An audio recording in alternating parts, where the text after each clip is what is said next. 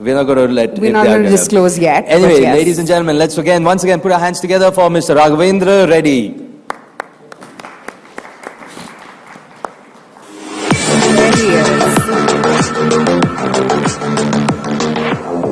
My name is Raghavendra Reddy. I'm the founder and director at Absolute Composites Private Limited.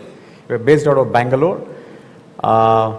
Absolute is a materials and an engineering company which specializes in the design and manufacturing of unmanned aerial vehicles, and in that we specialize in high-speed UAVs.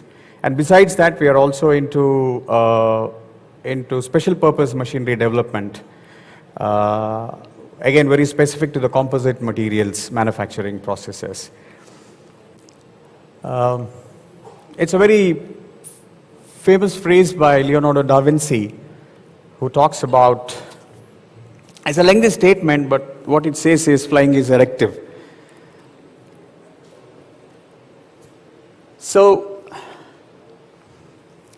I got onto working on the flying machines when I was in third year engineering. I approached one company called Albatross Flying Systems, who were into the manufacturing of microlight aircrafts. I did not have a degree to join an engineering company, but the owner of that company permitted to work on Saturdays and on the holidays, and also sometimes in the evenings. So I was given a problem statement to reduce the weight of a structure which was weighing about 70 kilos, and to trim it down to about close to 50 kilos. So that was the challenge. And in exchange, I get to fly. So that was very exciting for me. Until that point, I never actually gotten onto an airplane. I had no experience of flying then. So I did my job, and I was rewarded.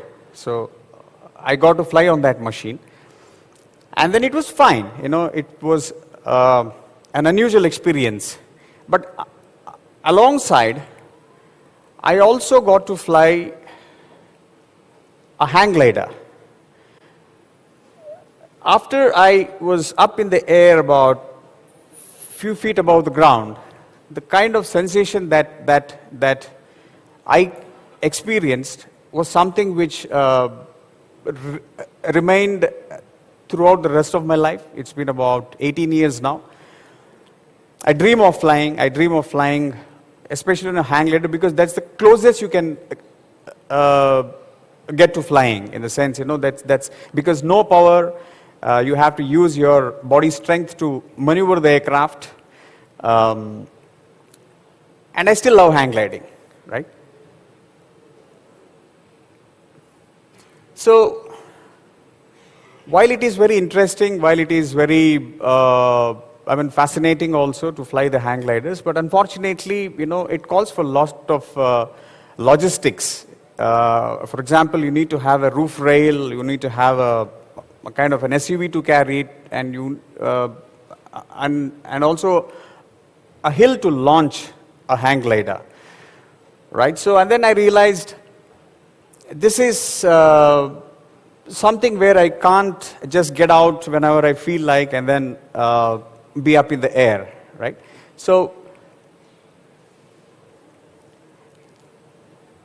and then it was a very vague idea, vague dreams coming. You know, what kind of configuration that is appropriate for making one fly, right? So it was still very, abstract at that stage. And then I was thinking of laying down a broad qualitative requirements for that, you know, how it should be. I mean, what kind of boxes we have to tick. So it should be lightweight and compact. It should fit into a pickup truck, very easy to set up. And silent in operation, because I was drawing parallels with hang gliders also. And 10 to minutes of endurance is, I think, pretty much okay. And we started building one small little personal air vehicle. So this is that. It's powered by electric ducted fans. There are about 8 ducted fans on it. It's quite easy to assemble.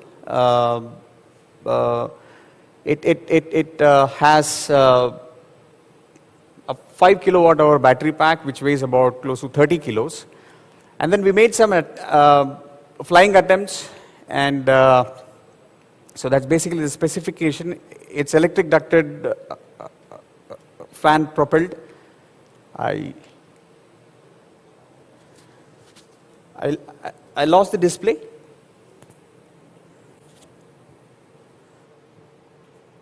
I'm sorry about that.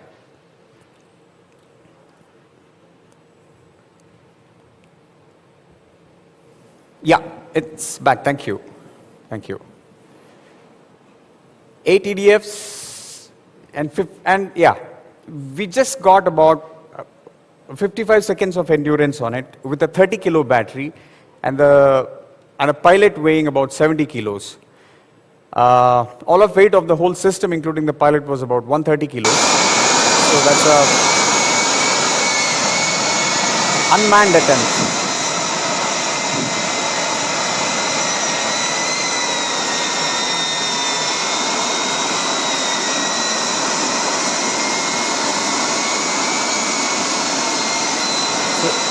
You can see some of our team holding these bubble sheet rolls, just in case if it falls off, then they could just throw it in to save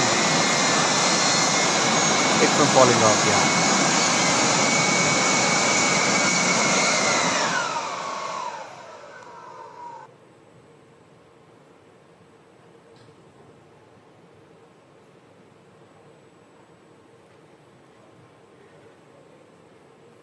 All right. So we were not happy with what we achieved with that particular configuration, and then even without solving the problem completely, we got into another configuration because we understood that there is no point in improvising on this because we already understood the limitations, and then we thought of building another flying machine with these requirements. It should be wearable this time. So last time it was a kind of a strap-on system, but this time it is wearable, where we could carry it like a backpack. Lightweight and compact, and to fit on a car boot, not on an SUV though. Again, easy to set up. Noise we had to trade off because we understood that electric propulsion has got limitations, so the flights of that kind are not going to come that silent. So even engines are okay. So the target endurance can be somewhere in between about 10 to 15 minutes, and easy to fly again, easy to set up. So, and then we started dreaming of the jet suits, right? Okay, what kind of configuration, there are so many examples from the comic movies and Iron Man movies, Superman movies, so on and so forth. So we started studying about what kind of developments have already happened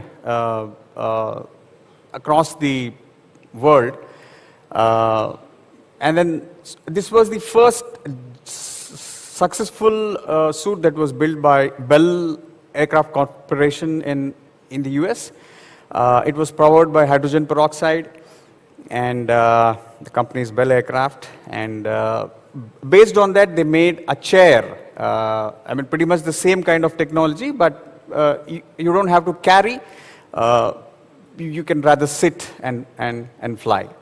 And then an improvised version of that. Why? Because this was giving an endurance of about 60 seconds, and to increase the endurance they used turbojet engines, which was ATF fueled, and this was also by Bell Aircraft Company. And then these were old developments, somewhere in between 60s and 70s. And then some of the latest developments by Frankie Zapata, who is a Frenchman. It's called Hoverboard. It's based on the Green Goblin character. And then Mayman from jetpack aviation, Buck Rogers style. Buck Rogers is again a kind of a concept, and this is Iron Man style. Richard Browning, he's very popular. He's from UK. It's Iron Man style. And then these are some of the success stories of the jetpacks that we were looking at. So it's a small clipping of that.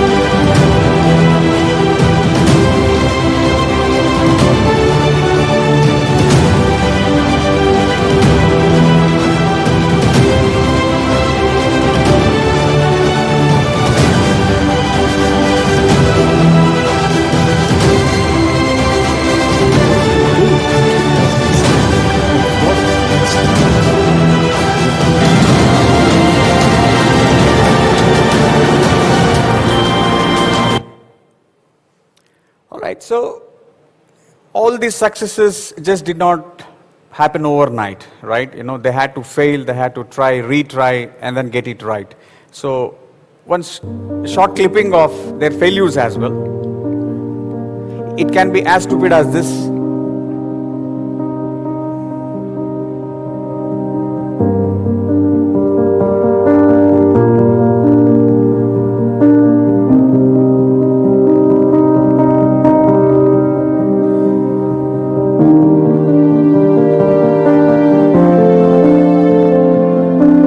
That's a failure. He's not able to control due to some failure.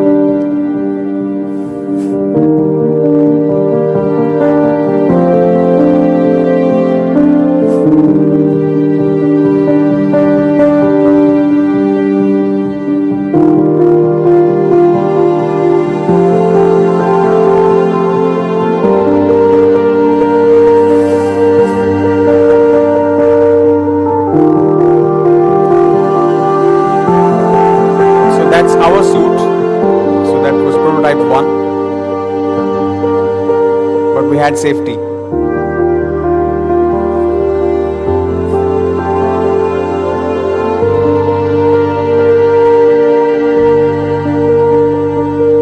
So just attempting to fledge.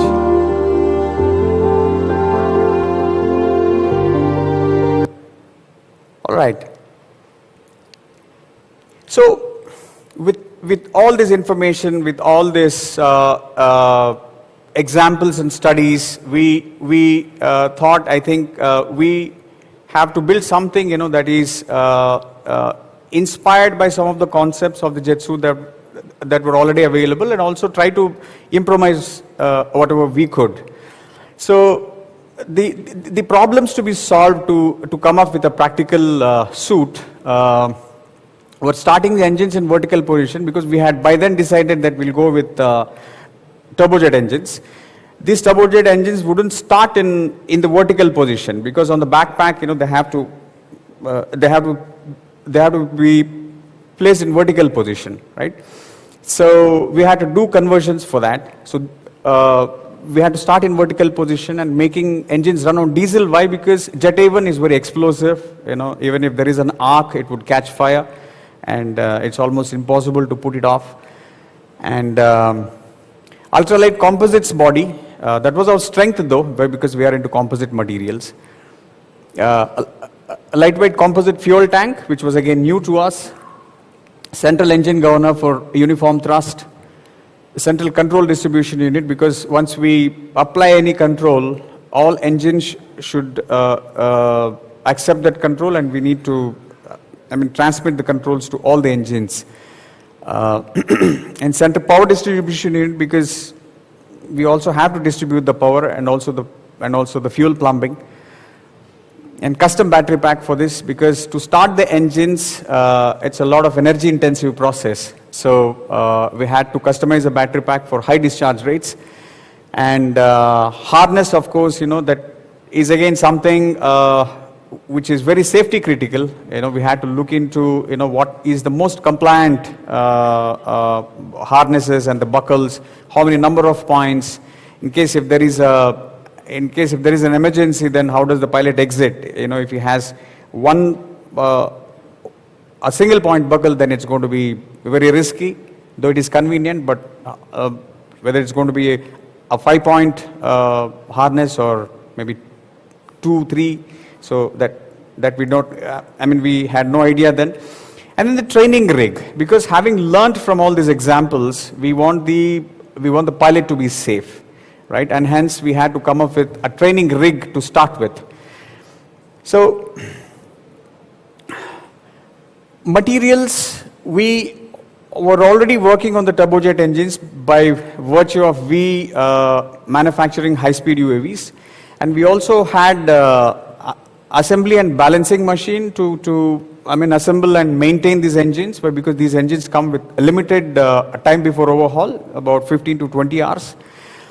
And then we also had the test rig to test the engine for all the parameters, fuel flow and the thrust and RPMs, so on and so forth. And that's because of this virtue, we being into unmanned aerial systems. And short clipping of what we do. So these are bread and butter. And this was not a project that we started because we had a contract. It was pure passion, I would say, or maybe some kind of madness, like I said in the beginning, that somehow we need to make something so that we could be up in the air whenever we want to in few minutes, right? And we have a team of 15 to 20 engineers, and everybody is busy in their own thing, and for them it did not make too much of meaning or sense. And then I approached all engineers in my team that I have this idea and it appears to be possible, and we have most of the material, but unfortunately there was not too much of interest from them. And then in my team there is one guy, his name is Alam. His education is only 10th standard, and his age is just about 24 years, and he came to me when he was 18-year-old, and he came as I was here last night where I saw all this thing was being constructed. He came to work in a event management company to kind of help, and I think he was doing carpentry or something of that sort. He wanted to go home, but his contractor was not ready to send him, because it would rather cost him some money, 1,000, 2,000, something like that. And then somebody told me that, there is one chap like this. I said, hey, theek hai, aa jao. And then I told him, what do you know? He said, we were doing some welding, and then he said, I can do welding, which he actually did not know how to weld. But I offered him to weld, and then I could see that he was improving in every attempt he was making, he was improving. So, and then I said, okay, tum aa jao. And so that's how we joined, and then he is now able to challenge any of the engineers in our team. I can't stop praising that guy, because the kind of improvement that he has shown, the kind of interest that he has got, irrespective. And he comes from a rural village somewhere in the north, maybe Bihar, I believe, right? So he built that prototype 1. He could do CAD modeling, he could do the molding part of it, he could assemble the engines, he could run the engines. And then I wanted him to fly first, and then he made some attempts on it. But he again got too busy into building the prototype 2. So that's his story. And after once the prototype 1 was made and it started showing some results, then entire team came, and then now they started supporting in building prototype 2. So That's Alam. So the first prototype. So this is the first prototype. It has 6 engines, and this is the specification: 30 kgs empty weight, pilot weight 60 kg, 6 engines, total thrust is 180 kgs, endurance is 5 minutes. It's fueled by diesel. And then we built a training rig. This was also built by Alam. You can see Alam sitting on that makeshift, cradle, which was an inverted stool.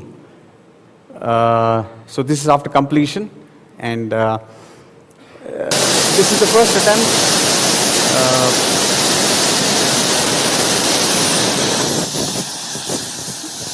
So these are all the failures. And then while we were doing this, there was an RFP, a request for proposal from Indian Army Infantry 7, asking for 48 jetpack suits under emergency procurement. It was issued on January 24th, and the demonstration was supposed to be made on the 23rd or 25th, something like that. We just had about 3 weeks because we also had to travel. So we came up with prototype 2 to suit the requirements of that particular RFP. And then we came up with a second prototype, which was built in about 3 weeks. And with these specifications, about 40 kg empty weight, pilot weight 80 kg. We increased one more engine to meet the requirements, and total thrust about 230 kg and endurance about 8 minutes. Altitude 3000 meter because that was the requirement. And then here is a short clipping of how we built the jet suit.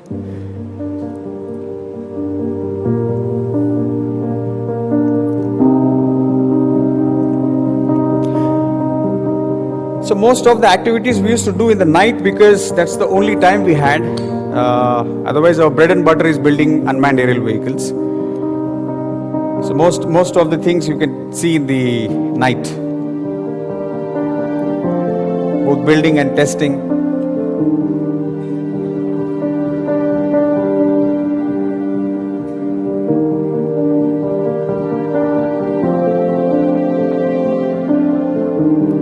So prototype 1 and 2. This is prototype 2. So the control unit.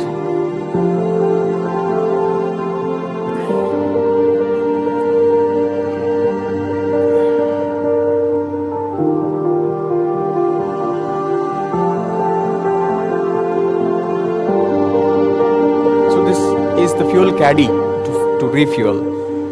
So people were sleepless because of the demo that we had to give to the Indian Army, and they had provided a small little quarters to. So that's Alam, who was nodding off because of lack of sleep. So these were some of the videos at the demonstration site, and we were given a Medal of Excellence by the Army Airborne Training School for attempts. Thank you very much. For the kind of attempts, that's it. We were not really successful. We did not tick all the boxes of the requirements, but yet they kind of appreciated, and they asked us to work more and also work very closely with them, take the requirements, and also they are giving some time now. So this is another short clipping where we got some success.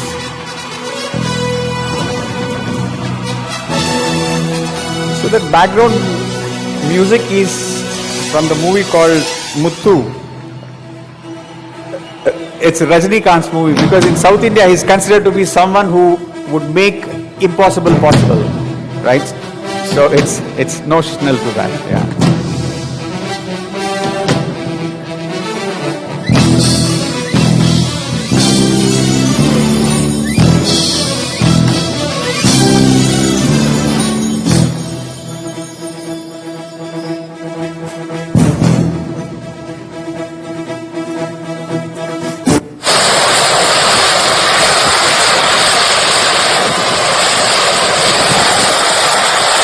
So that's the sound of the engine, but actually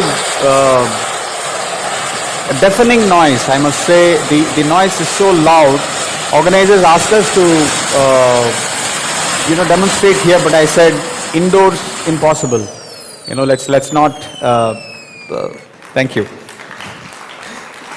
Absolutely, we were worried we'd burn the stage down. But Raghav, absolutely brilliant presentation, so exciting. But you have to show us the actual piece. I know we saw everyone's seen one outside, but it would be great to have one here on stage. We got it here. So what you see there outside was a 3D printed model. We also got the actual model along with the pilot.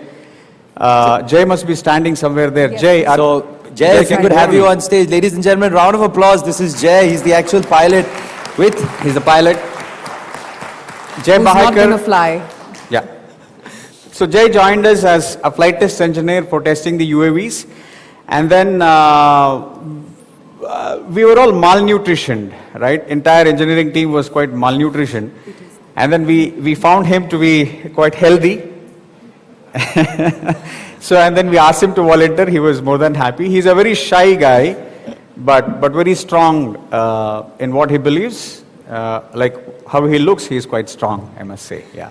So Thanks, Jay, for volunteering indeed. He's not getting extra money for taking all the risk in his life. Yeah. I mean, it's pure volunteering. Yeah. Thank you so much, Yeah. Jay. All respect. That's really great to push forward this. But Raghav, we would have loved to know more, and like you said, we would have loved to see the demo of the suit also. But we are absolutely running out of time. Sure.